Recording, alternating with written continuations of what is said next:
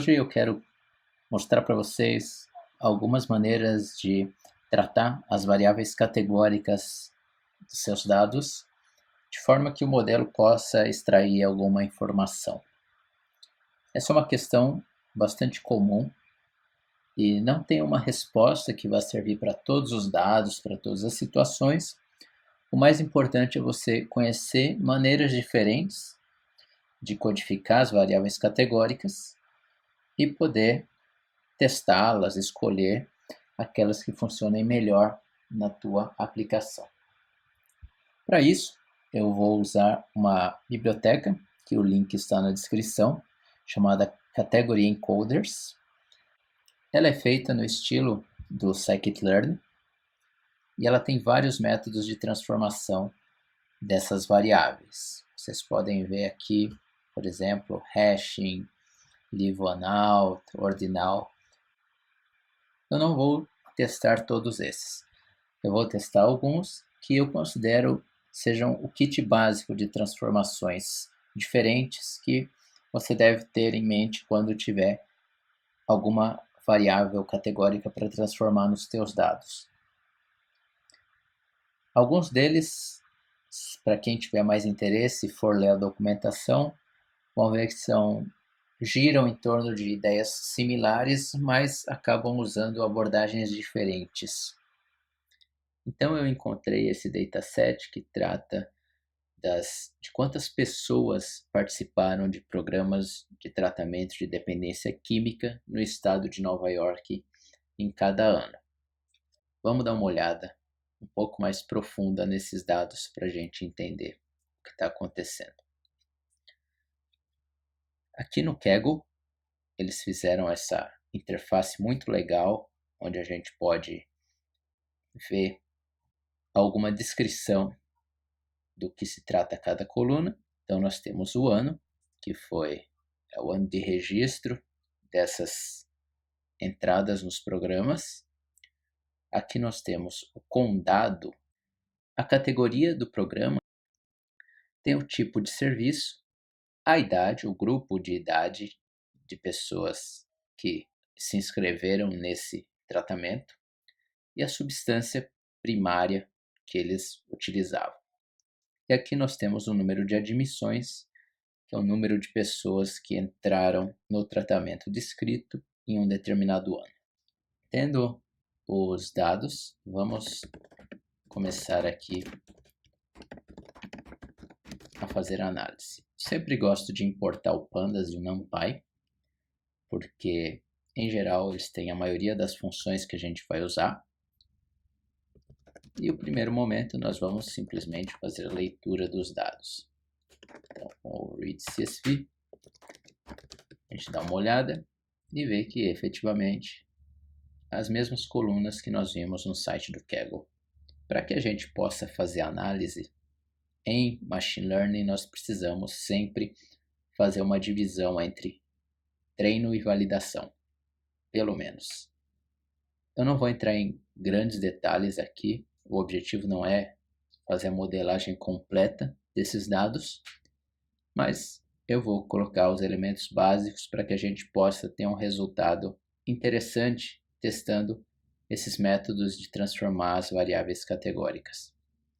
Para complementar a explicação do que são variáveis categóricas, nós temos aqui, por exemplo, Suffolk, New York, Orange, e a não ser que nós associemos uma variável numérica como a população ou a área de cada condado, de cada região, nós não temos como dizer, Orange é maior que Nova York ou vice-versa. Então, não existe uma ordenação natural nessas variáveis que a gente possa colocar no modelo. E o modelo precisa de uma representação numérica dos níveis dessa variável. E é esse o problema que nós vamos tentar resolver hoje. Qual é a representação que deve ser usada para que o modelo entenda os níveis, entenda essa informação? como nós estamos tratando de dados temporais, eu vou dividir não aleatoriamente, mas eu vou dividir por ano esses dados. Então, se nós olharmos aqui,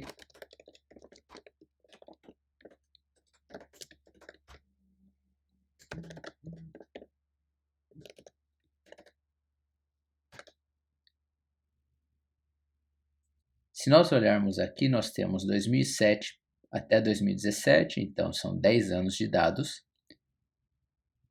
E eu vou pegar arbitrariamente 2013 para trás como treino, 2014 para frente como validação. É importante fazer a validação temporal aqui, em vez da aleatória. É um assunto que demanda um vídeo específico para explicar quais os problemas dessa validação, mas só lembre que, como nós estamos tratando com futuro e passado, é importante a gente treinar no passado e testar e validar o nosso modelo no futuro, porque imagine que nós quiséssemos fazer previsões para 2019, 2020. Para conseguir simular robustamente qual vai ser a performance do nosso modelo, nós precisamos que a nossa validação seja o mais parecida possível com o que nós vamos encontrar na realidade em produção. Por isso que esse é o caso. Então vamos separar entre dados de treino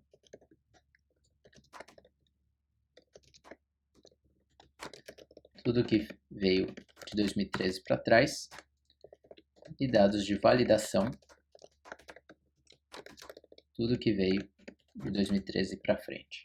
Em alguns momentos vocês podem ouvir eu falando de validação ou teste.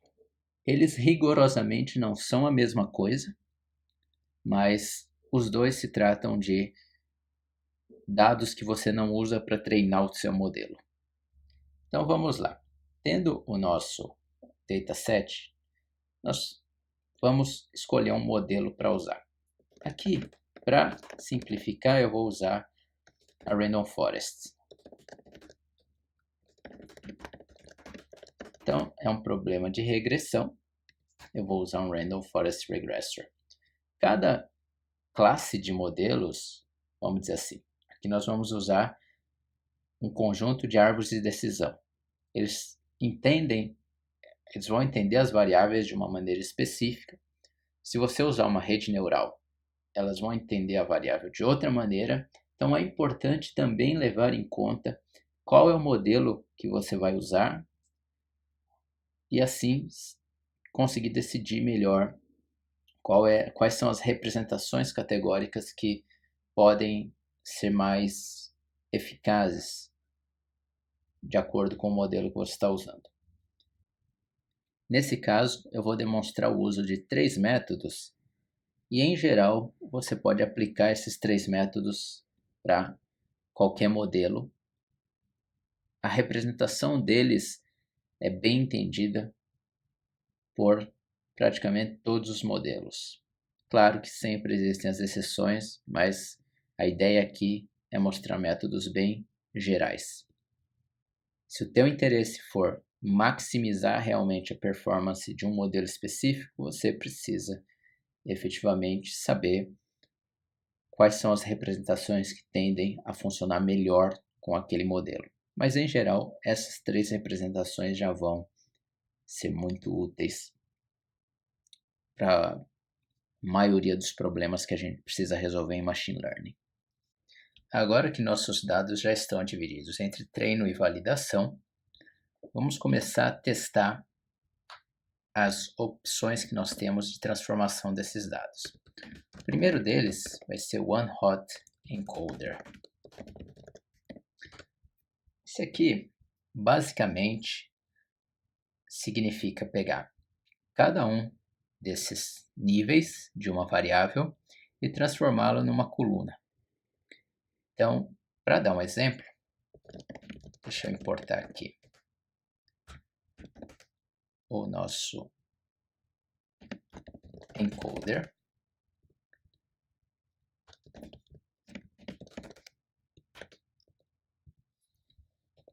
e vamos transformar só uma dessas variáveis. Para quem já está acostumado com o scikit-learn, sabe que existem basicamente dois métodos que são muito comuns nos transformadores que existem na biblioteca: o fit e o transform. Basicamente, o método fit vai pegar essas nossas variáveis e definir quantas colunas a matriz resultado vai ter, e o método transform vai efetivamente transformar novos dados que a gente venha a passar. Então vamos começar pelo método fit. E como vocês viram, eu tinha já colocado por hábito o fit transform, que junta esses dois métodos. Então ele já faz a mesma coisa que você chama fit e depois transform. Mas como esse aqui é um tutorial, vamos uma parte de cada vez. Então, a primeira coisa que a gente tem que colocar aqui é a lista de colunas que nós queremos transformar. Só para dar um exemplo, eu vou primeiro transformar só o lugar, a região com o OneHot. Então vamos lá. Eu vou passar então o dftrain e deu um erro, porque eu esqueci de rodar. Eu já estou em outro dia gravando essa parte e esqueci de rodar. Então eu coloquei dftrain, e aí se nós aplicarmos o nosso encoder agora com o método transform em cima do mesmo dftrain, vocês veem que nós temos aqui count of program location 1, location 2, location 3 e por aí vai. Então, para cada um dos lugares, ele criou, em vez de ele ter uma coluna igual nós tínhamos antigamente, antes nós tínhamos uma coluna com Suffolk, Onondaga, New York, Orange. Agora nós temos uma coluna para cada nível. Se nós virmos aqui no dftrain, selecionar essa mesma coluna e colocar um nUnique, que é para contar quantos valores únicos nós temos, vocês veem que nós temos 61 valores únicos e temos então 61 colunas. Uma coluna para cada valor. Aqui, para ficar mais fácil, vamos usar esse useCatNames. Quer dizer o quê? Em vez de ele colocar esses números, ele vai usar os nomes originais da categoria, os níveis originais da categoria. Então a gente roda de novo e agora nós temos aqui. A gente vê o primeiro exemplo é de Suffolk, então ele vai ter a coluna de Suffolk vai ser valor 1, todas as outras colunas ele vai ter valor 0. Basicamente o que nós estamos fazendo aqui é indicando qual é a região que esse exemplo pertence, qual é o nível de uma variável categórica a que esse exemplo pertence. Uma coisa que eu gosto dessa biblioteca é que a gente simplesmente pode passar a lista de variáveis que a gente quer transformar e ele vai fazer isso para cada nível de cada uma das nossas variáveis. Então aqui nós vamos passar todas essas variáveis, que são as que a gente quer que ele transforme, e o que ele vai fazer? Ele vai transformar todas. Vocês veem que ele já ele está retornando para a gente o mesmo data frame, só que com a coluna original removida e essas novas colunas que ele criou. Então vamos lá. Depois que a gente faz isso no nosso train, nós precisamos aplicar, se a gente pegar aqui o dftrain, se a gente transformar, vamos colocar aqui dftrain OHE para dftrain OneHot Encoded. Então, nosso dftrain continua igual, só que o nosso dftrain OHE é o mesmo data frame, só que com as colunas categóricas todas transformadas nesse formato de zeros e uns. Agora, para o nosso set de validação, a gente não precisa fazer o fit. a gente simplesmente chama o encoder.transform sobre o nosso def_val. E ele vai transformar para a gente, nesse formato também, os nossos dados de validação. Aqui, o que acontece? Quando a gente chama o fit, ele simplesmente vai criar o mapeamento.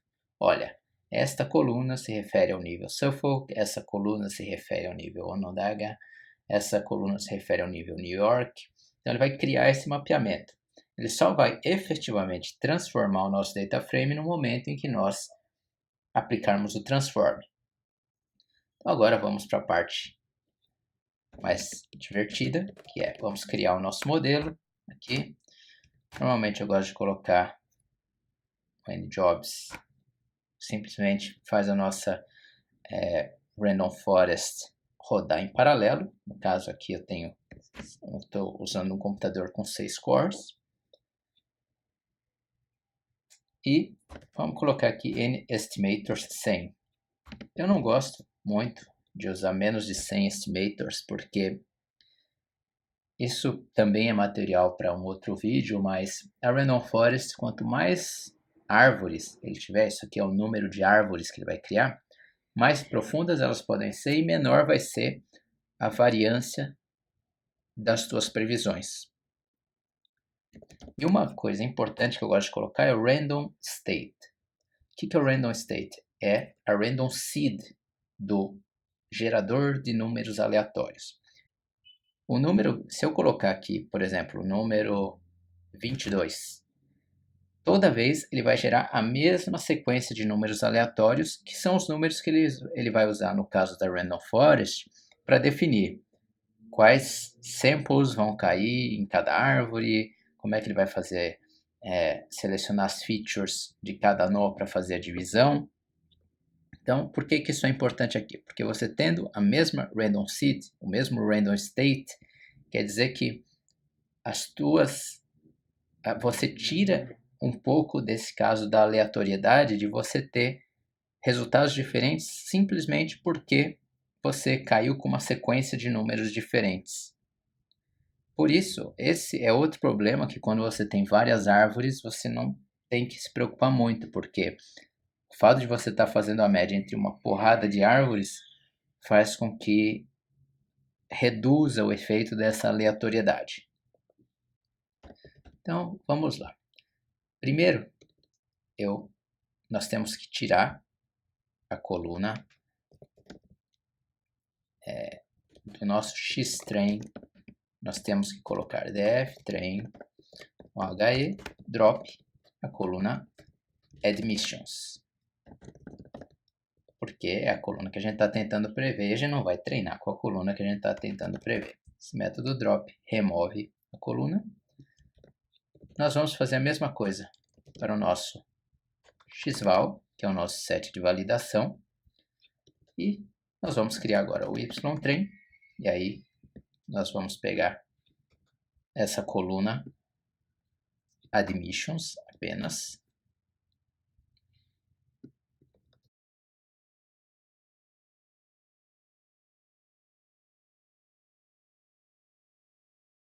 Então, nós fizemos o fit. Vamos, então, fazer um predict no nosso xval. Vamos armazenar aqui como POHE. Agora, vamos comparar quão bom é o nosso resultado. Por uma questão de simplificação, eu vou usar o erro médio absoluto. Então, nós temos aqui mean absolute error, yval, POHE. Só por curiosidade, POHE, vamos pegar os 5 primeiros elementos, é simplesmente um array de vários números. Nós temos aí um erro médio absoluto de 14,19. Isso é bom? Isso é ruim? Não sei, porque nós não colocamos nenhuma baseline. Mas o mais importante para a gente aqui vai ser comparar entre os métodos diferentes qual é o que vai nos dar um erro menor. Lembrando que não é porque a gente tem um erro menor nesse dataset que esse método vai ser sempre melhor do que todos os outros. próximo método que eu quero testar aqui é o método ordinal. Esse método basicamente significa o seguinte, vamos dar uma olhada no nosso dftrain novamente. Então, em vez da gente criar uma coluna para cada nível, agora a gente vai atribuir um número a cada nível e vai simplesmente usar uma coluna na qual, em vez de ter strings aqui, nós vamos ter um número mapeando para cada uma dessas strings. Então, deixa eu mostrar para vocês para ficar mais claro. A gente pega o ordinal encoder, vou chamar novamente em pegar a nossa lista de colunas. Eu poderia, logicamente, criar uma lista e só chamar, mas como é um tutorial, eu quero colocar sempre tudo certinho aqui para ficar mais claro. Ok, então quando nós chamamos o fit, o dftrain, e aí nós temos, agora você já sabe, nós temos que chamar o dftransform ou inc.transform. Então esse aqui vai ser dftrain ord para ordinal. Então se a gente chamar aqui o transform em cima do nosso dftrain e a gente der uma olhada nele, vocês veem que a gente tem as mesmas colunas, mas dessa vez, em vez de strings, nós temos números. Por que isso aqui pode ser bom ou pode ser ruim? Se for o caso de existir algum padrão nos teus dados que siga uma ordem, mesmo sem você saber, então vamos dizer que um programa desses tenha mais admissões do que o outro, mas haja essa ordem implícita neles que é relacionada a outra variável. Vamos dizer que residential sempre tenha menos admissões que o crisis, sempre tem menos admissões que o outpatient. Então, o simples fato da gente ter codificado assim, por acidente, vai ajudar a gente a capturar um padrão que a gente não sabia que existia.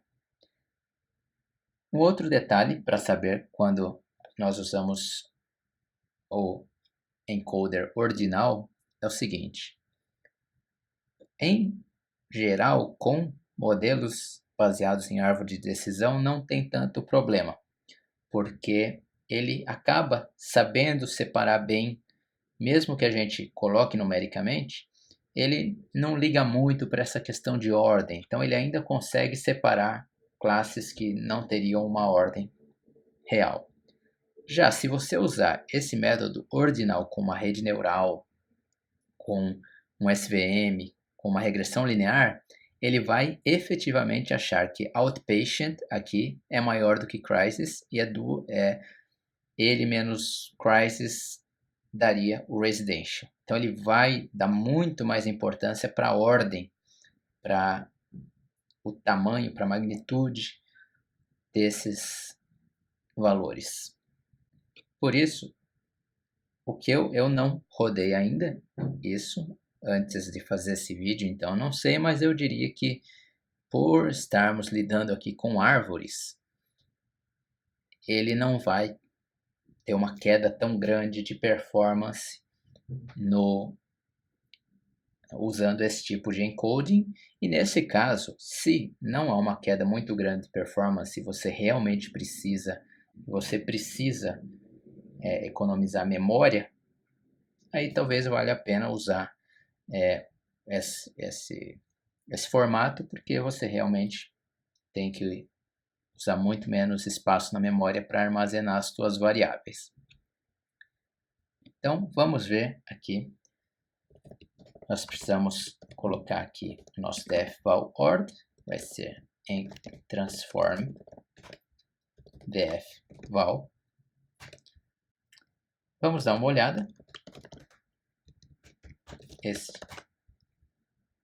O que é esperado, efetivamente, nós temos os dados agora na forma numérica. Aqui fica bem mais claro a diferença entre o fit e o transform. O fit está simplesmente mapeando o valor que estava aqui, a string que estava aqui para o valor 1, o valor que estava aqui para o valor 2, E aqui ele simplesmente vai consultar esse mapa. Não vai criar esse mapa novamente quando a gente só aplica o transform. Então, vamos simplesmente copiar aqui. Só que em vez de OHE, agora a gente vai usar Word.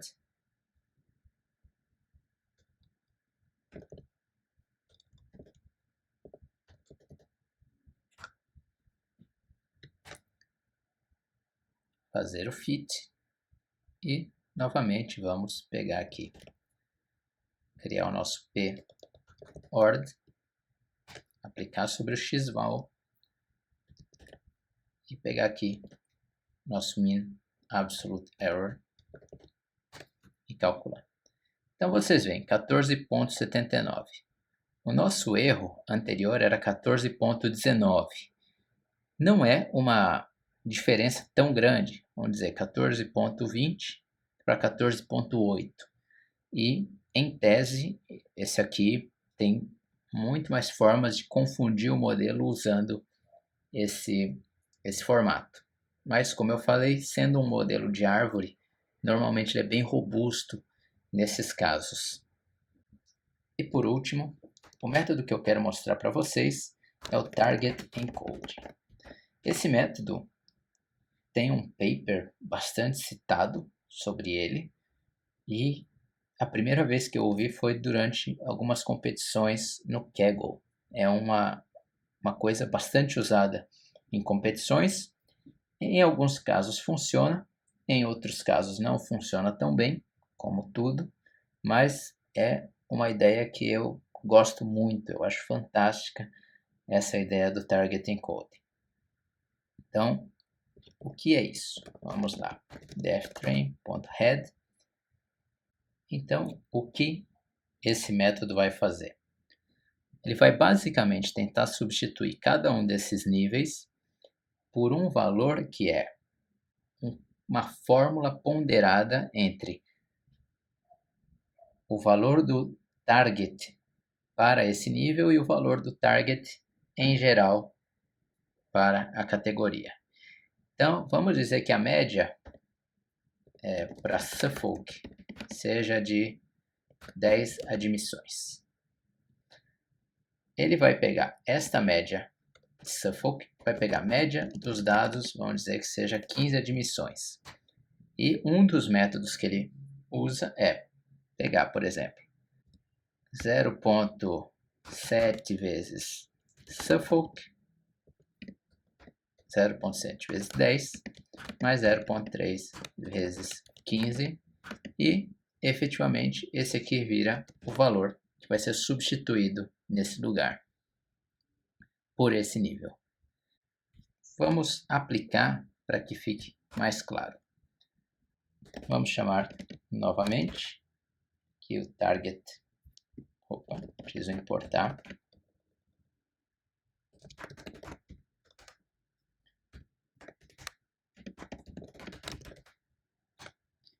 Então, enc igual target encoder.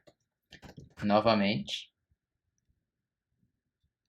pegar as nossas colunas.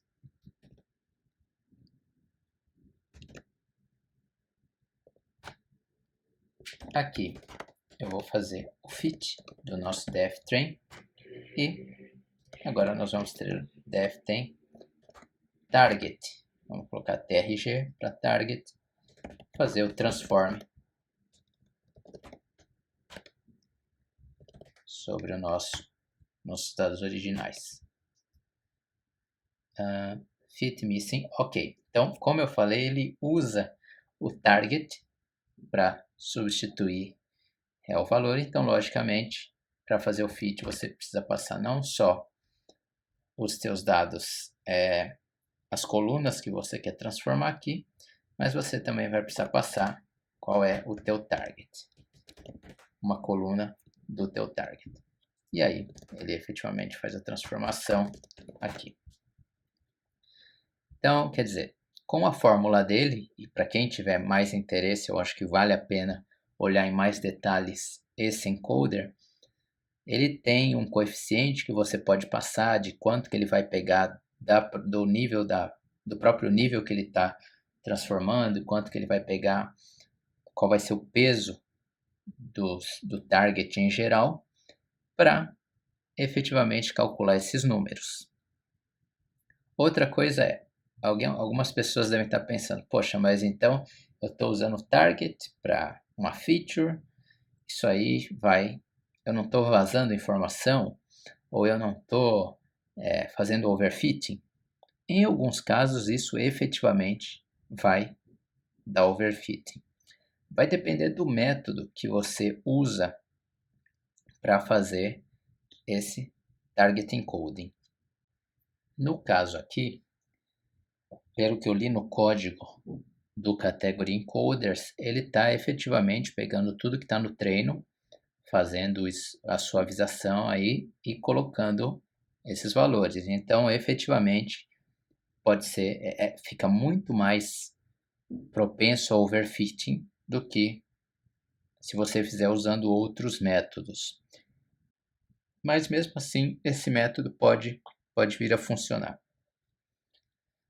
Então, vamos pegar aqui deftrain, defval trg igual a enc.transform e vamos colocar o nosso defval. Vocês veem que para transformar a gente não precisa de y, porque simplesmente a gente vai ter um mapa das strings para esses valores que foram calculados e vamos então fazer o nosso modelo para ver se esse aqui melhorou, se esse método melhorou ou não. Normalmente, quando esse método funciona bem, ele fica bem melhor do que os outros dois métodos, mas não sei se vai ser o caso aqui. Então, tudo certinho aqui. Vamos rodar. Pegar aqui o nosso ptrg. Pegar o nosso erro médio absoluto. Aqui eu estou copiando com tudo, mas logicamente, se você importa no começo do teu script, você não precisa importar novamente o mean absolute error. E aqui, veja só, nós temos um erro de 14.33, pouquíssimo acima do nosso erro com one-hot encoding, com muito menos colunas. Então, quer dizer, ele é melhor do que o método ordinal, que tinha dado 14.79, mas ainda assim ele não está conseguindo bater o nosso 14.19 do one-hot encoding. Para quem quiser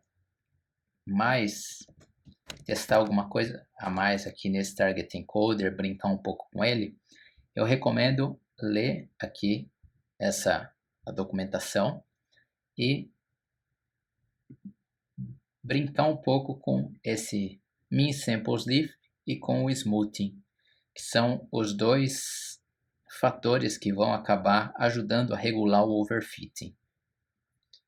O Mean Samples Leaf original é 1. Vamos mudar para 2 só para ver qual é o efeito no erro.